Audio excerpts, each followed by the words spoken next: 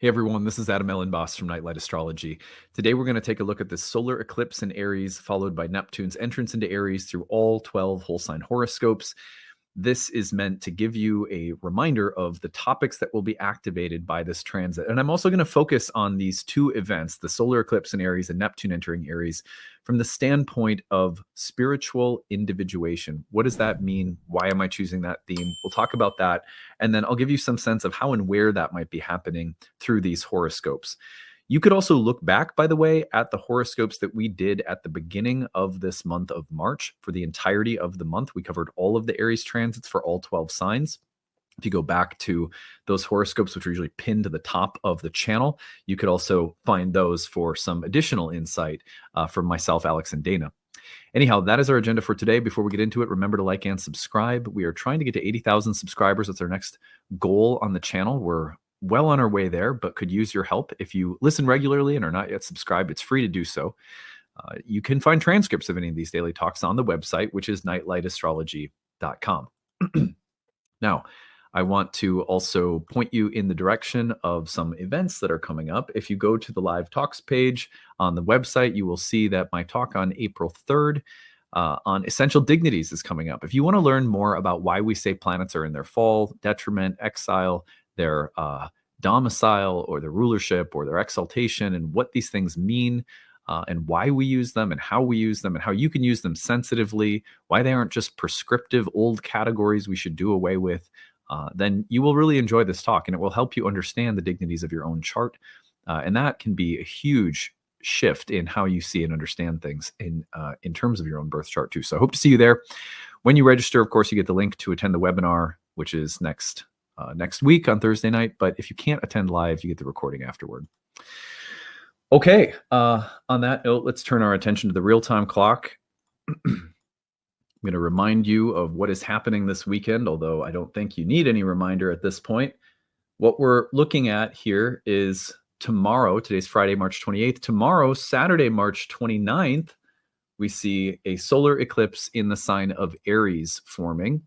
And then one day later, Sunday, March 30th, Neptune will enter the sign of Aries. So back to back, two major events that we've been talking about all week and really for the better part of the month of March. So with all of that in mind, I want to talk briefly about the theme of spiritual and heroic individuation, why we talk about these themes when it comes to this sign and this eclipse and Neptune entering Aries, why I think it's relevant, and then we will turn our attention to the whole sign house placements of Neptune entering Aries and the solar eclipse in Aries. You can listen to these for your rising sign or sun sign, and I'll get to that in a minute. So first of all, the theme of Aries as the temple of Mars and also the place where the sun is exalted. That means that the planets that sort of that you can think of them, that the Aries is the temple of the ram and the home temple of the sun and Mars. It's a simple way of putting it. That means that the solar and martial themes kind of combined represent something essential on an archetypal level about this temple of the zodiac. The first temple of the zodiac, where in the solar year, as seen from the symbolic standpoint of the Northern Hemisphere, the light takes over from darkness. And from this moment all the way through the end of Virgo, we'll be on the light half of the year where the days are longer than nights and the yang is dominant, so to speak, within the story of the solar year. So that is thought of as a conception or inception or birth moment, all appropriate images or metaphors for the start of the zodiac and the beginning of the dominance of light.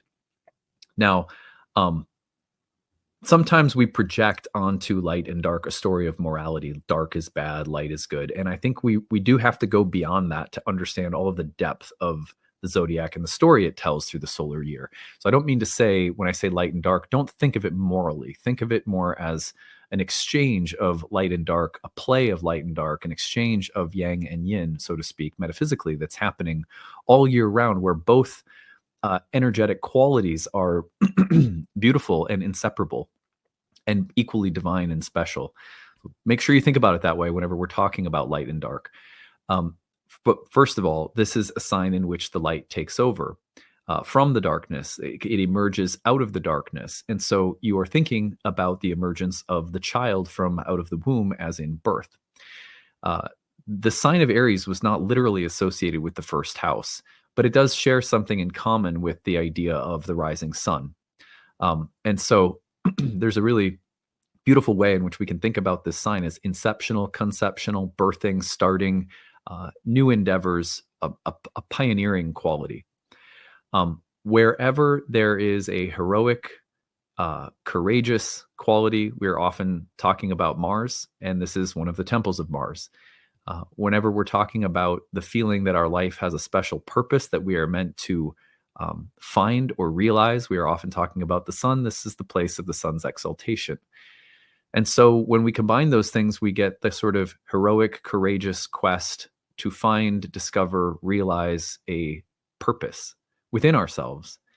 When we apply that to the realm of character, in Indian astrology, the first house, which I think of also as a place where the sun is rising, that house was a Dharma house, and it was connected to 3 Dharma houses. And the basic meaning of Dharma is that which, if you don't have it, the thing won't be the thing. So let's use the example of fire. I've used this before on the channel. Fire is not fire without heat and light. Water isn't water unless it's moist and fluid. You are also not you, and I am not me, without certain core characteristics of our soul in this lifetime that are here to express. And some of those we come in knowing and aware of. Others we may repress, or they may be suppressed, and we have to fight because we know what they are, but we're scared to live into them. And other aspects of our Dharma we don't know, we can't see, we're not aware of, and we have to discover. When I think of the sign of Aries, one way that I like to boil it down, because it works, is to think of Aries as a sign in which there is a strong emphasis being placed on fighting to retain elements of you that for whatever reason you're having a hard time expressing, that you have to stand up and claim something that is individually unique and special and true about yourself against perceived opposition or real opposition, whether that's inside of yourself or outside of yourself. And then I also think of the sign in terms of the quest or process of taking certain kinds of risks in order to find parts of yourself that you do not yet know about, that you have not yet seen or understood.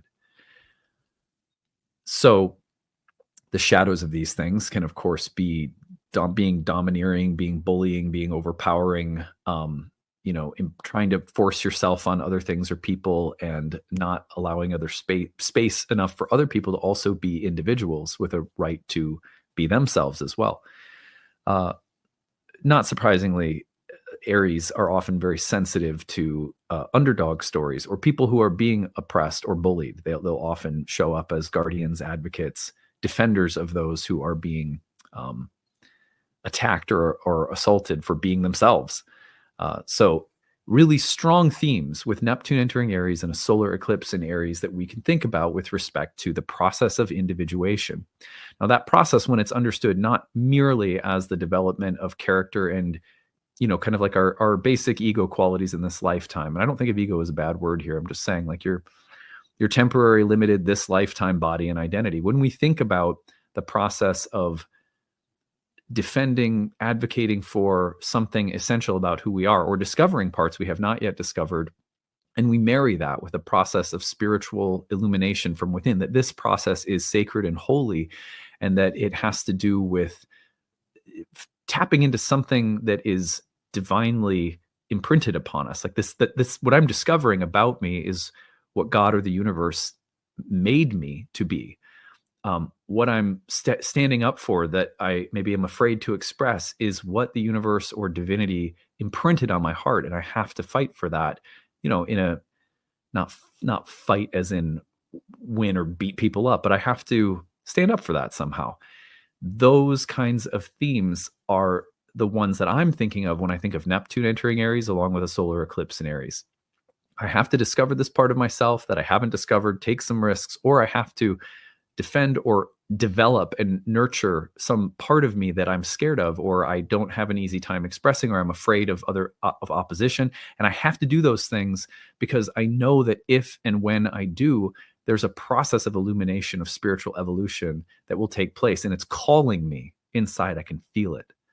So when we talk about, that's how I'm thinking about Neptune entering Aries and the solar eclipse in Aries over the weekend, as one of many possible ways of looking at these transits. That's the one I want to focus on in these horoscopes. So all that being said, let us now shift our attention back to the chart.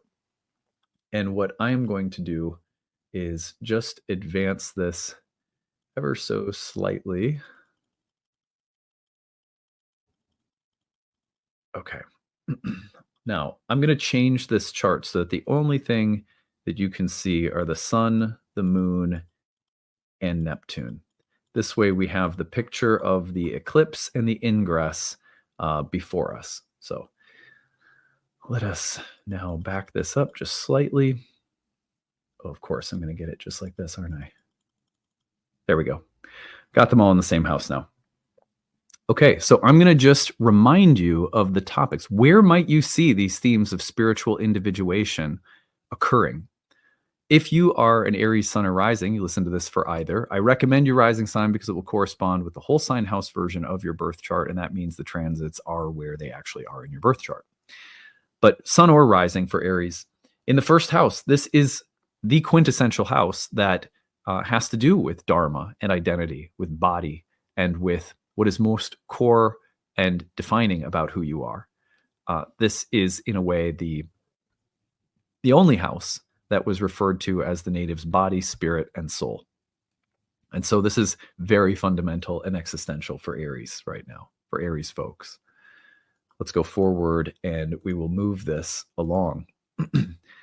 For Tauruses, this is taking place in your 12th house, which means the process of individuation may be coming through some kind of blind spot, some part of yourself you haven't given enough attention to, some part of yourself that you can't see. I would think of Tauruses really discovering facets of your being that you haven't gotten in touch with to this point, that you didn't even know were there. I would also look at this as those parts of yourself that are most in need of refinement, because there might be attitudes or behaviors or blind spots that are keeping you from living most authentically. So what's in the blind spot? Is it a point of discovery for you Tauruses right now? A point of discovering some part of yourself that you didn't even know was there or that you've repressed? I could see that being a real potential, as well as needing to check or curb attitudes, behaviors, perceptions that are undermining you and keeping you from your most authentic self-expression. What supports you and what undermines you for Tauruses? For Geminis, I look at this in the 11th house, and the process of individuation is running right through the place of allies, groups, friends, community.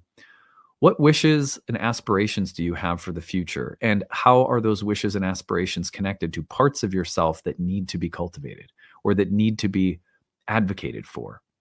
The wishes, dreams, hopes, the groups, the people, the allies that you align with, are they in alignment with your truest self? Are they going to help you foster that? Or are they going to keep you from that?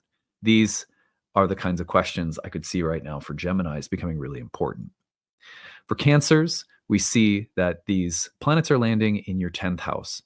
Now, that is the place that connects you to the public domain, the public sphere, your public-facing self, the way that your unique dharma intersects or overlaps with the collective, the historical, and the social dimensions of life outside of the private sphere, outside where who you are within finds some intersection with what is without, what is outside. For many Cancers, this will also mean your career. This will mean that there is a process of individuation taking place with respect to the way you show up or want to be seen publicly or socially, or the way you show up in your job or career. And the process of individuation is also taking place with respect to the workplace and the kinds of things that will constitute the path ahead, the new beginnings that are starting at this point moving forward. And are those things serving the growth of your individual nature? Being in the public realm and finding a meaningful way of being there is a very hot topic for Cancers right now, as well as how you're perceived in general.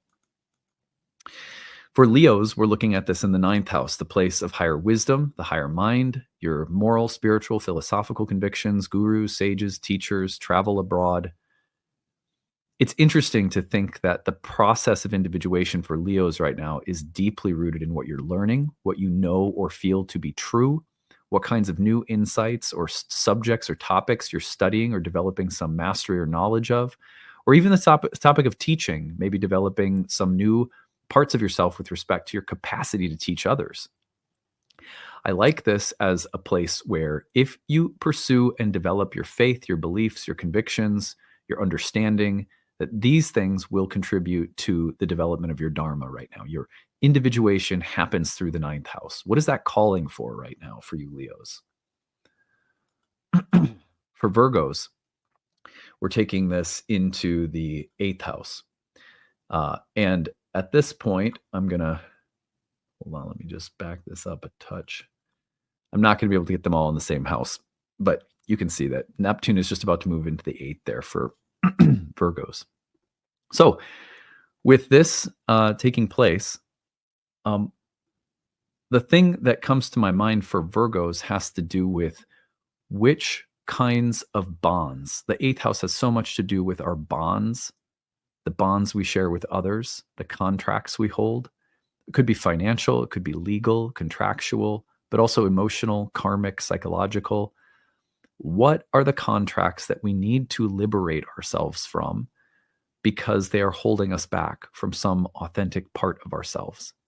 What are the new bonds that we need to make that we feel are in alignment with parts of ourselves that are wanting to come forth and individuate? A revision of what kinds of bonds and attachments are healthy and foster the most creative, personal character development and evolution versus those that hold you back are going to be a really important thing to look at here. And also, what healthy cords need to be? What cords do you need to cut to be healthier, to be happier? The bonds with other people could be new and fresh, and in some ways helping you find or connect to parts of yourself that you haven't yet, or to advocate more strongly for parts of yourself that you haven't, or certain bonds could be suppressing those things. Those are the things to look at, though, those soul contracts of the eighth house. All right. We're looking at Libra rising. We are looking at this solar eclipse followed by Neptune entering Aries in the seventh house of relationships.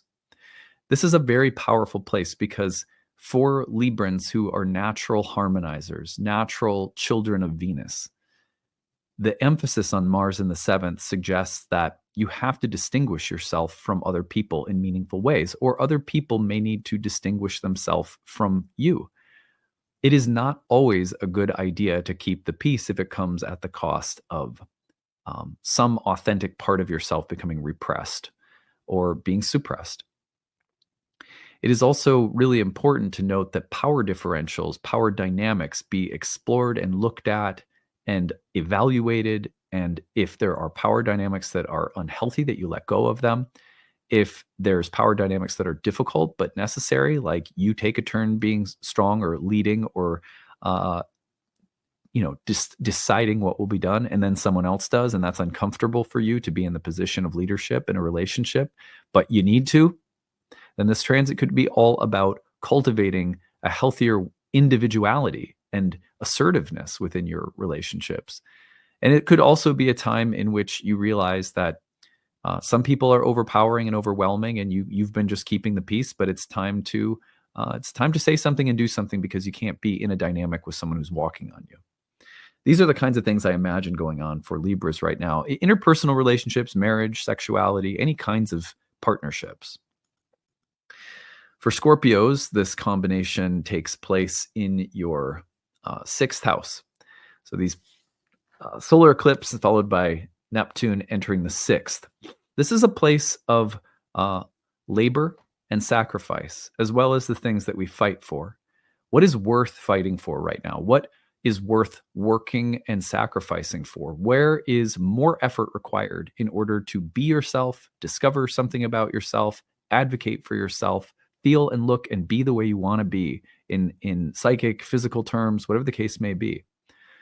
This is a great series of transits for sort of turning up the volume on the inner need to work, labor, sacrifice, struggle passionately toward things that you care about, that you realize, if I don't do this, I'm avoiding something that I need to bring forth from myself. So what's the sacrifice necessary to be yourself, to advocate for yourself or to bring forth something that needs to come forth from your soul. On the other hand, what are the daily drudgeries, sacrifices? Where do you feel a little enslaved and unable to be yourself? And is there some call to free yourself or emancipate from various burdens or duties or responsibilities that are stifling you? So an evaluation of energy, an evaluation of effort, an evaluation of what is worth sacrificing. It's also about how we heroically rise to meet various challenges. And there may be some way in which you need to call on things within yourself right now to face challenge or adversity. And that if you do so and you do so bravely, you're also going to find new parts of yourself that you didn't know were there. Let's move forward now to Sagittarius. So we see here that in the sign of Sagittarius, the Aries transits the eclipse and Neptune will be moving into your 5th house. This is the place where we are supposed to be accessing another feature of our Dharma, which is that joyful, spontaneous creativity that comes from the soul. It's the playful place of creative gifts that we have. For Sagittarians, there is a call here to individuate along the lines of new creative risks that you're ready to take. There may be also a way in which you have to fight for or expend energy or effort or advocate for some creative part of you that makes you happy. That if you don't advocate for, it'll fall by the wayside. And so some valiant, noble struggle for those things that you find joyful, beautiful, and pleasing. You know, life is supposed to include a certain amount of creative satisfaction, of happiness, joy, connection, harmony. This is the house that was called the Joy of Venus. What creative, pleasurable things do you need to assert right now, or do you need to stand up for? This is also maybe an inceptional point for something like children or pregnancy or some new chapter with respect to things like your children. I could also see this as a place where new creative visions and the seeds of new creative endeavors are being planted for Sagittarians in general, not just with pregnancy. All right, for Capricorns, we see this sequence happening in your 4th house. It's weighty down there. It's like the energy of a brand new start with respect to home and family. There is no place more painful for most of us and difficult that we must individuate from, in, and through than our families. Where we grew up, how we were raised. We have to somehow distinguish ourselves, become our own person. This is a house that has to do with everything that is within, deep within. It's the private sphere of life, the home and family sphere of life. So there could be marked, this is a marked period of transformation around home and family, roots, your living environment. But it's also about what parts of yourself that are deepest and within and most private need to be developed, cultivated, loved, and brought out. And that could lead to some forms of conflict or challenge or adversity that has to be faced courageously with respect to home, family, and the private sphere of life. But there is a season of revolution happening at the roots for Capricorns right now. For Aquarians, we're looking at this in the 3rd house. And all of this entering the 3rd house, immediately what I think of is there is something that needs to be communicated, something that needs to be spoken or written, a skill that needs to be developed, a talent or an ability that is ready to be showcased or that will be in the future if you start developing it now. There's also maybe some major points of challenge with peers or siblings, some competition or rivalry, as well as maybe a kind of athletic urge or impulse to compete or develop certain kinds of mental or physical strength or power. Also, I look at this combination of planets in the house and I think, what are you changing in the immediate environment around you? What new beginnings are happening with respect to things like culture, village, city, neighborhood? Sometimes there's an instigation of change in what the local environment looks like or needs to look like that we make when major transits happen in the 3rd house. But also, it's about intellectual and communicative risks. It's about asserting and saying things that need to be said. There's a way in which you may be individuating intellectually right now, communicatively, and with respect to asserting yourself relative to other people. Aquarians are also naturally pretty good at harmonization with others socially. They're very socially skilled.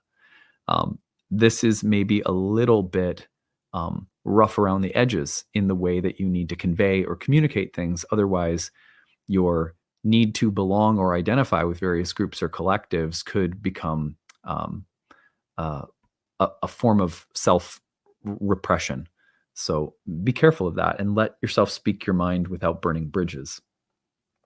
Finally, with Pisces, we see these energies all forming in the second house, the place that is associated with your time, your money, your energy, your resources, what you have, what you own, what you possess. Income and expenditures are found here, but also the cultivation of skills and abilities, that which we depend or rely on, that we can also grow or develop. And so all of these planets in this house suggest a new chapter for things like money and finances or resources and assets, the development or cultivation of new skills that constitute a part of yourself that you know is there but needs to be developed, or a part of you that's been there but hasn't been developed because you've been scared to, or you're going to be cultivating or developing brand new parts of yourself, maybe because you're experiencing a shift in things like business or money or new skills or developments of inner resources that can bring about other kinds of financial or material changes in your life. So really fascinating to see all of that newness taking place in the house that is usually associated with things like assets, resources, skill development, and money. So a lot of focus there for Pisceans. Well, that is a tour through the signs. I hope that this preps you. We did spend more extended time with all of these transits in Aries for the entire month of March at the beginning of the month. Horoscopes are pinned to the top of the page until the beginning of April. So you could still take a look at those and revisit them for even more detailed takes from both me, Dana, and Alex. But that is it for now. I hope this is useful to you. Good luck, everybody. I hope you have a great weekend. Please remember to share your stories. You got a good story to share with the eclipse or with the ingress of Neptune into Aries. You can make quite a splash with these two events. They're very strong. Use the hashtag grab, tell us the transit, tell us your story, or email it to us, grabbed@nightlightastrology.com. I hope to have some good stories to share from all of you in the weeks and months ahead. All right. We'll see you again soon. Bye, everyone.